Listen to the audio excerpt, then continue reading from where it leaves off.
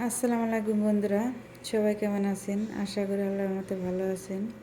বন্ধুরা, আবার আপনাদের সামনে নিয়ে আসলাম খুবই মজাদার পাট শাক ভাজি রেসিপি। কীভাবে পাট শাক ভাজি করলে তিতা লাগবে না সেটা আপনাদের কাছে দেখাবো। আশা করি সম্পূর্ণ ভিডিও দেখবেন, দেখলে অবশ্যই আপনাদের ভালো লাগবে। আসেন মূল ভিডিওতে চলে যাই।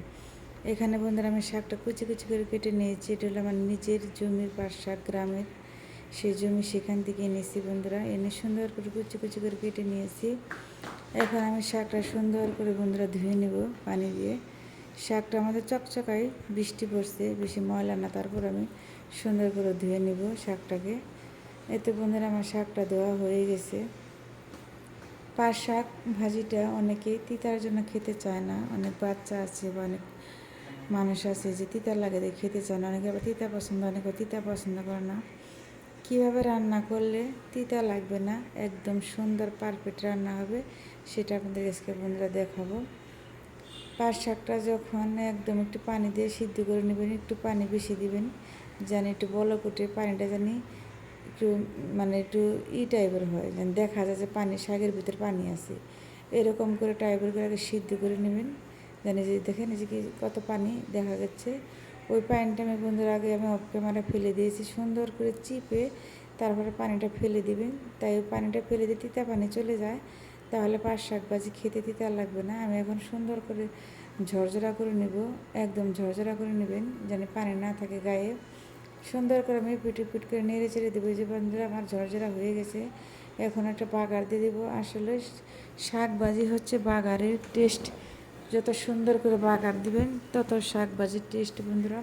তেলের মধ্যে দিয়ে দিচ্ছি আমি পেঁয়াজ কুচি, রসুন কুচি দিয়ে সুন্দর করে ভালো করে এটাকে নেড়ে চেড়ে নেব।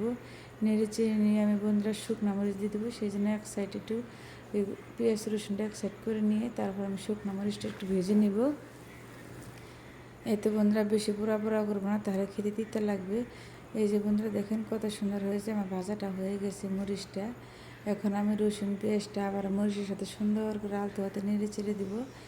একটু যখন ব্রাউন কালার হয়ে আসবে তখন বুঝে নেবেন যে ভাজাটা হয়ে গেছে। বেশি ভাজলে তিতা লাগবে, বেশি ভাজা যাবে না।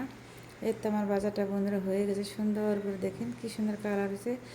একটা মরিচের থেকে, একটা রসুন পেঁয়াজের থেকে সুন্দর একটা সুগারান বেরোচ্ছে বন্ধুরা, খুবই একটা স্মেল গ্রান আসছে। এখন আমি বন্ধুরা শাকটা সুন্দর করে যে আমি রেখে দিয়েছিলাম সেই শাকটা বন্ধুরা এখন আমি দিয়ে দিব। এই যে বন্ধুরা শাকটা আমি সুন্দর করে দিয়ে আস্তে আস্তে দিয়ে দিব, ঝরঝরা করে দিব। এখন দলা পেকে যায়, একবারে দিলে দলা পেকে যাবে। শাকটা আমি সুন্দর করে আস্তে আস্তে দিয়ে আলতো হাতে ভালো করে নেড়ে চেড়ে দিব, ফুট করে। শাকের গায়ে যেন পানি না থাকে, শাকটা যেন পাট শাকটা ঝরঝরা হলে খেতে বেশি টেস্ট হয় বন্ধুরা। দেখেন কত সুন্দর হয়েছে, একদম ঝরঝরা করে সুন্দর করে এভাবে রান্না করে খেয়ে দেখবেন, দেখবেন তিতা থাকবে না। সবাই একদম তৃপ্তি করে আঙুল চেটে পেটে ভাত খাবে। পাট শাক ভাজি তোমার বন্ধুরা অনেক পুষ্টিকর খাবার। এই শাকের মতো পুষ্টিকর কোনো খাবারই নেই, সবচেয়ে পাট শাকের মধ্যে বেশি পুষ্টি। তিতা জিনিস খাওয়ার আর সবচেয়ে শরীরের পক্ষে উপকার, সবচেয়ে খাওয়া ভালো বন্ধুরা। দেখে না যে শাকের রেসিপিটা হয়ে গেছে। যদি আপনার কাছে ভালো লাগে লাইক কমেন্ট করে সাবস্ক্রাইব করে পাশে থাকুন। সবাই ভালো থাকবেন, আল্লাহ হাফেজ।